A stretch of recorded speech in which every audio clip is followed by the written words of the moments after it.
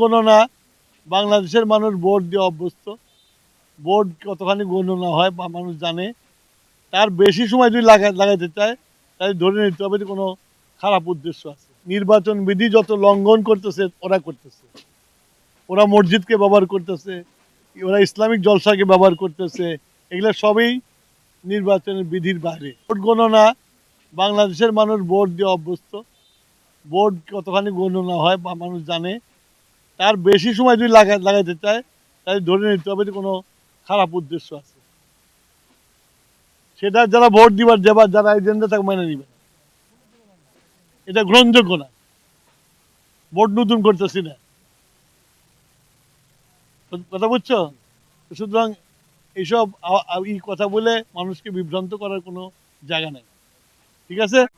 আমাদের আমাদের যে যে নারী প্রার্থী প্রয়োজন তাদের দিয়েছি। আবার অনেক নারী প্রার্থী আমাদের বাদ দিতে হয়েছে, কেননা সিট অ্যাডজাস্টমেন্ট করতে জন্য। মানে বাট নারীদের প্রতি আমাদের সবচেয়ে অধিকার নারীদের প্রতি। অন্য দল তো দেয়ই নাই, আমরা দিছি তো, তাই না?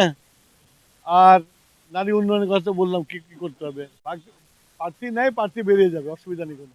জামাত যে আমাদের বিরুদ্ধে কমপ্লেন করতেছে, মাঠে নামায় যখন দেখতেছে হালে পানি নাই, তখন এই পথটা বেছে নিয়েছে আমাদের বিরুদ্ধে কমপ্লেন করার জন্য। কিন্তু এই নির্বাচন বিধি যত লঙ্ঘন করতেছে ওরা করতেছে। ওরা মসজিদকে ব্যবহার করতেছে, ওরা ইসলামিক জলসাকে ব্যবহার করতেছে। এগুলো সবই নির্বাচনের বিধির বাইরে। আমরা কিন্তু কমপ্লেন করি না, আমরা ব্যস্ত আছি মানুষের সাথে যোগাযোগ করার জন্য। আর 2 নম্বর হচ্ছে হলো যে মহিলা ভোটার। আমাদের তো সর্বোচ্চ দিছি আমরা হলো মহিলা ভোটারের উপরে।